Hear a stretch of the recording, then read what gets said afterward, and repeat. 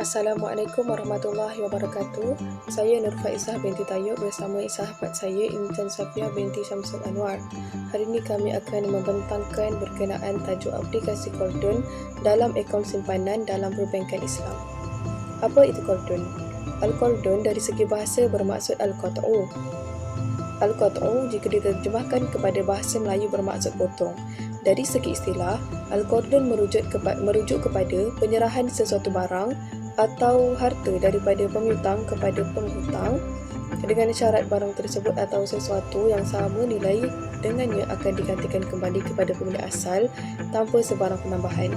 Kerana dalam Islam, membuat penambahan ia dikira riba dan riba adalah haram dalam Islam. Menurut istilah fuqaha, hutang ialah memberi hak milik sesuatu barangan kepada orang lain dengan syarat orang tersebut memulangkan semula gantinya tanpa sebarang tambahan. Contohnya, A memberi pinjam RM1,000 kepada B. Selepas tempoh tertentu, B dikehendaki memulangkan kembali nilai wang yang sama iaitu sebanyak RM1,000 dan bukan memulangkan wang kertas yang asal. Yang kedua, dalil pensyariatan berkenaan dengan aplikasi Qardun. Dalil daripada Al-Quran merujuk kepada surah Al-Baqarah ayat 245 yang berbunyi, A'udzu billahi minasyaitonir rajim. Man dalladzi yuqridullaha qardan hasana fayudha'ifahu lahu adha'afan katsira wallahu wa ilayhi yaqbidu wa yabsutu turja'un. Yang membawa maksud, siapakah orangnya yang mahu memberikan pinjaman kepada Allah sebagai pinjam yang baik, yakni yang ikhlas, supaya Allah melipat gandakan balasannya dengan berganda-ganda banyaknya. Dan ingatlah, Allah jualah yang menyempitkan dan yang meluaskan, yakni pemberian rezeki, dan kepadanya lah kamu semua dikembalikan. Dalil pensyariatan daripada hadis pula, hadis Nabi Muhammad SAW ni juga banyak menyebut tentang Al-Qardun. Sebagai contoh, sabda Nabi Muhammad SAW, Man anzara mu'siran aw wada'a anhu azallahu Allah fi zillihi. Yang membawa maksud, barang siapa yang memberikan tangguh kepada orang yang kesusahan atau menggugurkan hutangnya, nescaya Allah akan naungi dia dalam naungannya. Sahih hadis riwayat Muslim dan Al-Baihaqi.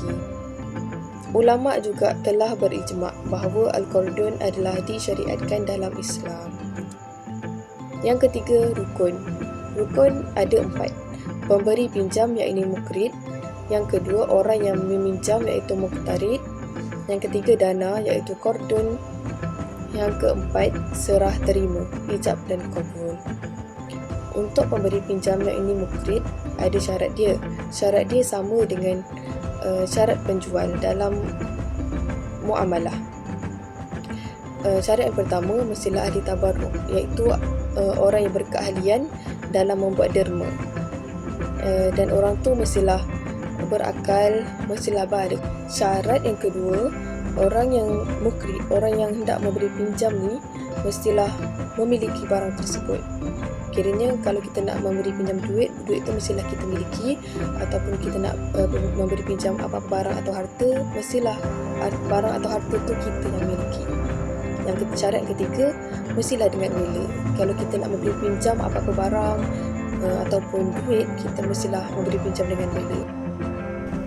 Carta alih aplikasi Qard. Okey, kat sini kita lihat mukrid iaitu sebagai pelanggan akan memberikan sejumlah dana iaitu pinjaman kepada muqtarid iaitu bank menggunakan sirah ijab, dan bank menerima pinjaman tersebut menggunakan sirah qabul.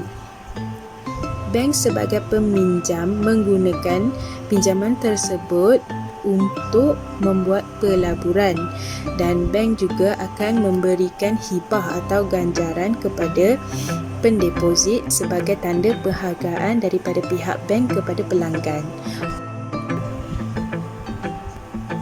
Objektif atau hikmah pelaksanaan. Yang pertama, membantu golongan yang memerlukan. Yang kedua, memupuk semangat persaudaraan, keprihatinan, ihsan dan saling membantu di antara kalangan umat Islam. Yang ketiga, merapatkan jurang perbezaan antara golongan kaya dan miskin. Yang keempat, mengukuhkan sektor sosioekonomi negara. Dan yang terakhir, mendapatkan keberkatan dan ganjaran di dunia dan di akhirat. Okay. antara contoh bank yang menggunakan aplikasi kod, kami bawakan yang pertama, Affin Islamic Bank. Okey, konsep syariah wadiah dikelaskan semula kepada konsep syariah kod menerusi akaun semasa I dan akaun simpanan I, iaitu KASA I. Akaun yang terlibat ialah akaun simpanan asas I, akaun simpanan, akaun Wealth Saver I, Junior Saver I dan akaun simpanan Affin Gold I. Akaun simpanan asas I, Agro BSSI. Okey, akaun simpanan ini merupakan akaun simpanan asas yang patuh syariah dengan menawarkan akses kepada perkhidmatan perbankan dengan kos minimum khusus untuk individu, warga negara dan penduduk tetap. Terdapat 3 akaun yang terlibat, antaranya ialah akaun bersama. Akaun bersama ini diuruskan oleh sekumpulan individu yang berumur 18 tahun ke atas. Yang kedua, akaun amanah. Akaun amanah terbuka kepada kanak-kanak yang berumur 1 hari sehingga di bawah umur, dan yang terakhir akaun perseorangan. Akaun ini terbuka kepada individu yang berumur 12 tahun dan ke atas. Okey, seterusnya dapat disimpulkan, hanya beberapa bank menggunakan konsep kod di dalam akaun simpanan seperti yang dinyatakan. Terdapat beberapa bank yang masih mengekalkan konsep wadiah dalam akaun simpanan, antaranya Bank Rakyat, Bank Islam Malaysia Berhad, Bank Muamalat dan lain-lain.